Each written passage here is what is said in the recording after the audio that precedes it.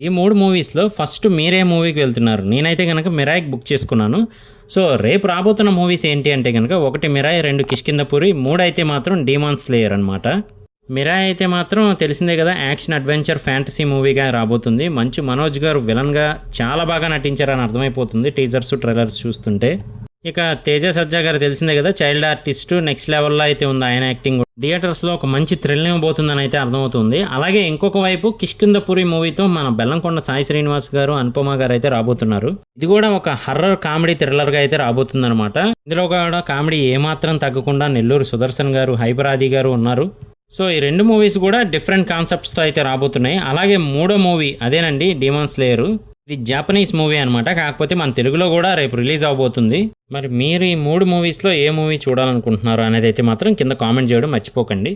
వాటి రివ్యూస్ కూడా డీటెయిల్‌గా మన ఛానల్‌లో వస్తాయి. మిస్ అవ్వకుండా ఉండాలంటే జస్ట్ సబ్స్క్రైబ్ చేసుకోండి, ఫాలో చేయండి.